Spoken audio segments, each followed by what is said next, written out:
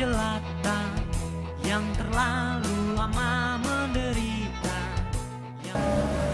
Topik kita hari ini tidak seseksi topik-topik sebelumnya. Judulnya tidak seseksi yang dulu, dua diskusi sebelumnya. Tetapi sesungguhnya substansinya tidak kalah penting. Bahkan boleh dibilang substansinya ini sangat penting, karena kita sedang mengenang peristiwa penting di masa lalu, di zaman pergerakan, yaitu peristiwa Sumpah Pemuda. Sumpah Pemuda itu satu episode sejarah yang monumental, dan karena monumental kemudian diikuti oleh episode-episode sejarah Indonesia berikutnya sampai sekarang. Yang bikin monumental tentu karena Sumpah Pemuda itu dilahirkan oleh anak-anak muda, oleh generasi muda, oleh kaum muda. Sejarah yang digagas, dibangun, diukir oleh anak-anak muda yang berkesadaran karena mendapatkan nutrisi baru yang bernama pendidikan.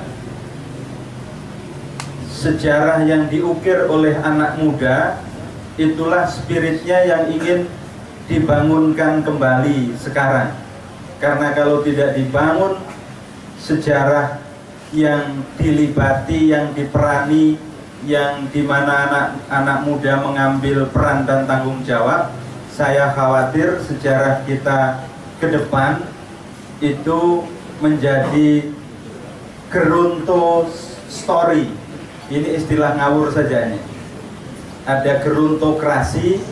Gerontokrasi itu pemerintahan orang-orang tua, kira-kira begitu.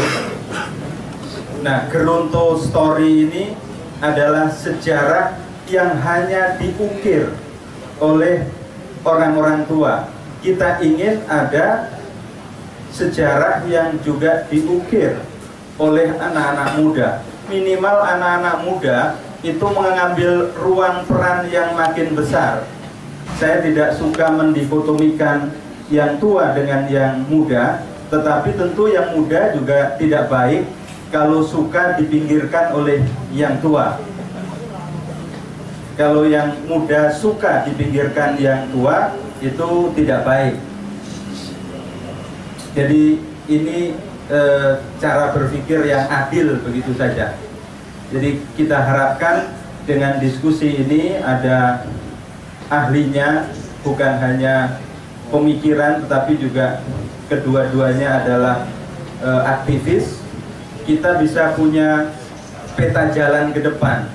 Kira-kira anak-anak muda itu agar bisa punya kontribusi bagi episode-episode sejarah bangsa yang baru seperti apa?